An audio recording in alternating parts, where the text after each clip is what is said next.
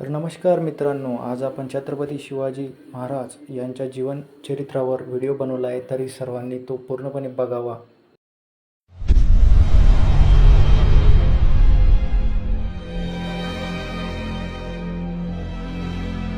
नमस्कार, मैं राजा भारत की आत्मा हूं.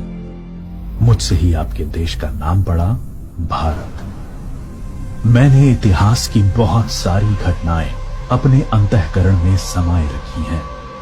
ये आपको अपने गौरवशाली इतिहास और तुम्हारे शूरवीरों के साहसिक कार्यों से अवगत कराएंगी. आज मैं आपको कहानी सुनाता हूं एक अनोखे वीर पुत्र की, जिसका नाम था छत्रपति शिवाजी महाराज.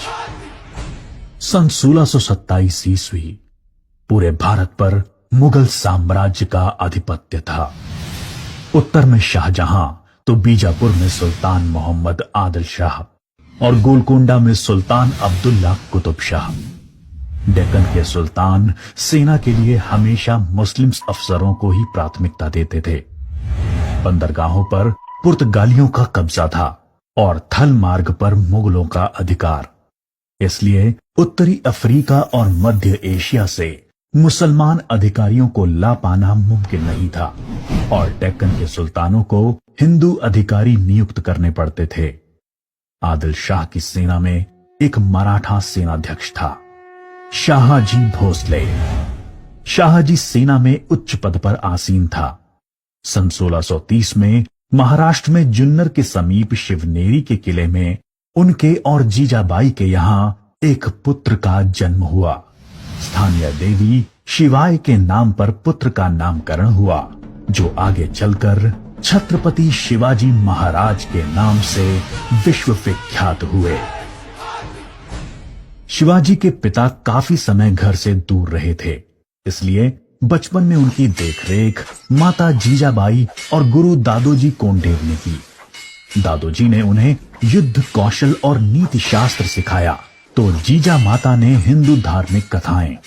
जब दादोजी का सन 1647 में निधन हुआ, तब उनका ये मानना था कि शिवाजी अपने पिता की ही तरह आदिल शाह की सेना में उच्च पद पर आसीन होंगे, लेकिन विधि को कुछ और ही मंजूर था.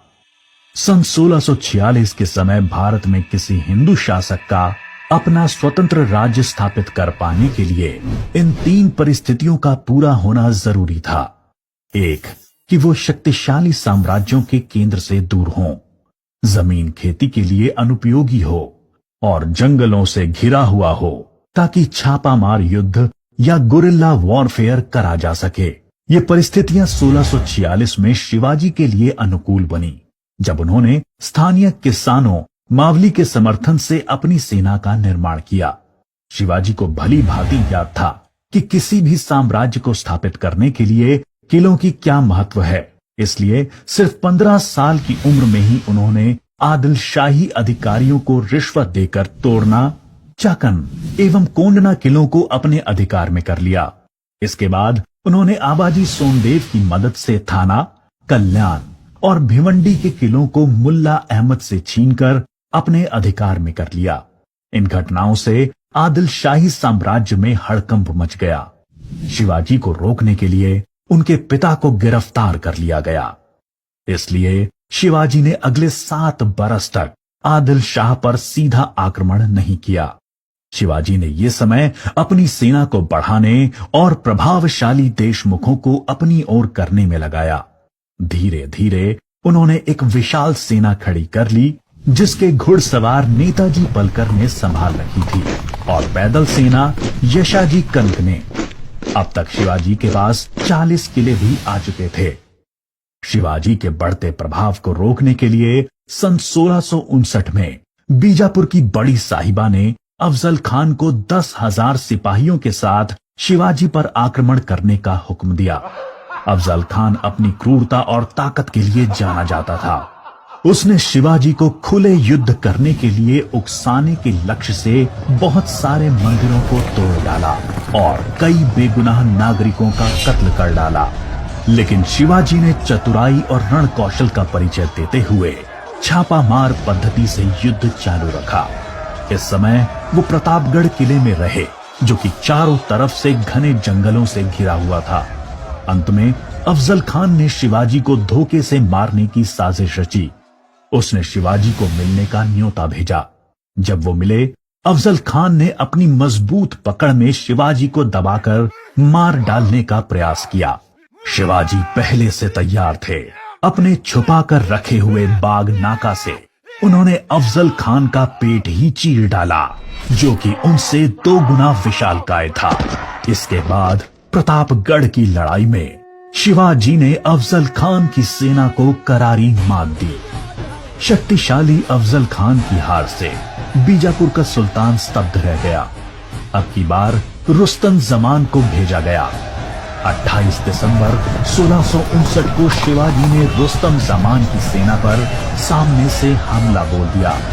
साथ ही उनकी सेना की 2 और टुकड़ियों ने दोनों दिशाओं से रुस्तम की फौज पर आक्रमण कर दिया।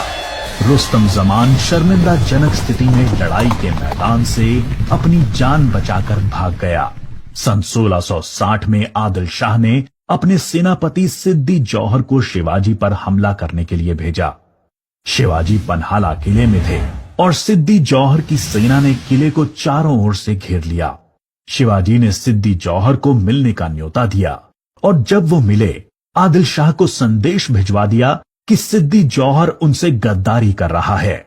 इससे आदिल शाह और सिद्दी जौहर के बीच लड़ाई छिड़ गई, जिसका फायदा उठाकर शिवाजी एक रात अपने 5000 सिपाहियों के साथ पन्हाला किले से बाहर निकल आए।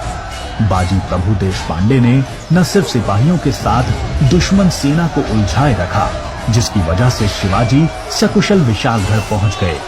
इस लड़ाई में बाजी प्रभु देशपांडे को अपने प्राणों से हाथ धोना पड़ा।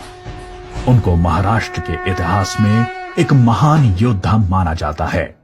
इसके बाद बीजापुर की बड़ी बेगम ने औरंगजेब से शिवाजी को पकड़ने के लिए विनती करी। उसने अपने मामा शाइस्ता खान को 1,50,000 सैनिकों के साथ शिवाजी से युद्ध करने भेजा। शाइस्ता खान ने अपनी विशाल सेना के बल पर पुणे पर कब्जा कर लिया और शिवाजी के निवास स्थान लाल महल पे अपना बसेरा डाल दिया। शिवाजी ने चालाकी से अपने 400 सिपाहियों के साथ शादी के बारातियों के वेश में पुणे में प्रवेश कर लिया। रात के समय उन्होंने सीधे शाइस्ता खान के ऊपर खतरनाक हमला बोला। खान ने खाकी से कूदकर अपनी जान बचा ली, पर शिवाजी की तलवार की वार से अपनी 3 उंगलियां गंवा बैठा। उंगली तो गई और इज्जत भी। फिर शिवाजी ने सन 1664 में मुगल व्यवसायी केंद्र सूरत पर आक्रमण करके उसको तहस नहस कर डाला। औरंगजेब आग बबूला होकर 60 वर्षीय राजपूत सेना नायक मिर्जा राजा जय सिंह को अपने 1.5 लाख सैनिकों के साथ शिवाजी से लड़ने के लिए भेजा। इस युद्ध में शिवाजी की हार हुई और उन्हें अपने 23 किले और 4 लाख की मुद्रा हर्जाने के रूप में देनी पड़ी। उन्हें अपने 9 वर्ष के पुत्र संभाजी के साथ आगरा जाना पड़ा। शिवाजी को नियंत्रित रखने के लिए पहले यह तय हुआ कि उन्हें मुगल दरबार में कोई पद दिया जाए, लेकिन औरंगजेब ने उसको बदलकर शिवाजी को घर में कैद करने का आदेश दे दिया। औरंगजेब नहीं जानता था कि ये गलती बहुत महंगी पड़ेगी।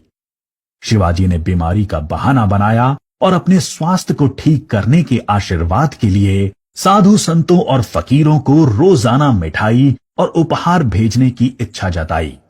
एक दिन वो खुद श्रमिक के भेष में सामान के डब्बे में संभाजी को छुपाकर बाहर निकल आए। वो मथुरा, काशी, गया, पुरी के बाद गोलकोंडा और बीजापुर होते हुए रायगढ़ पहुंच गए। 1670 तक शिवाजी ने कई लड़ाइयां लड़ते हुए 4 महीनों के भीतर अपने राज्य का बड़ा हिस्सा मुगलों से स्वतंत्र करा लिया। सन 1671 से 1674 तक औरंगजेब ने भरसक प्रयास किया शिवाजी को अपने अधीन करने का, लेकिन वो बुरी तरह से असफल हुआ। उसने अपने उत्तम योद्धाओं जैसे दाऊद खान और मोहब्बत खान को शिवाजी से लड़ने भेजा, लेकिन सबको मुंह की खानी पड़ी। इसके साथ ही सन 1672 में अली आदिल शाह की मृत्यु हो गई, और बीजापुर सल्तनत की स्थिति में चला गया।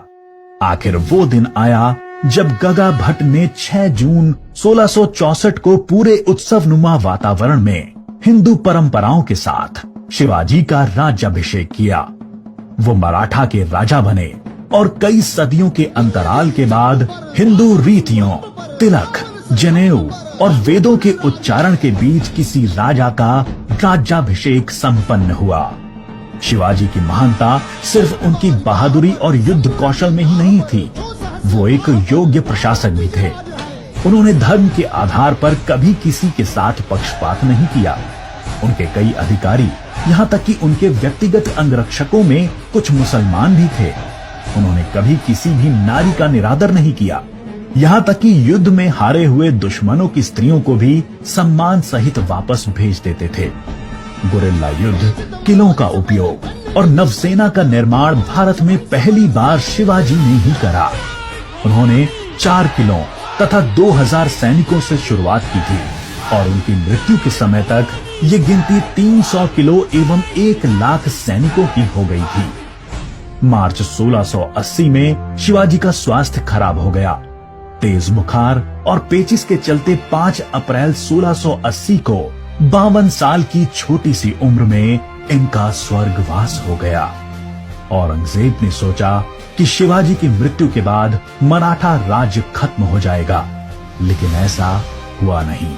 पहले उनके पुत्र संभाजी ने और उसके बाद छत्रपति राजा राम ने मराठा शासन की बागडोर संभाली। औरंगजेब को करीब 25 सालों तक मराठाओं के साथ युद्ध लड़ना पड़ा, जिसकी वजह से वो अपनी मृत्यु के समय तक पूरी तरह से बर्बाद हो चुका था।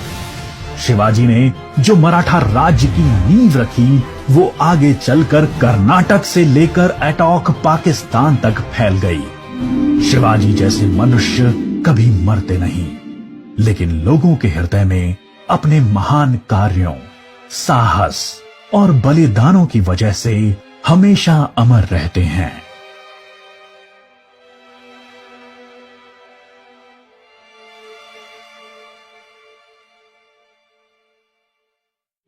तर मित्रांनो, तुम्हाला व्हिडिओ आवडला असेल तर लाईक, सबस्क्राईब आणि शेअर नक्की करायचं आहे। जय जिजाऊ, जय शिवराय। लवकरच भेटूया पुढच्या व्हिडिओमध्ये।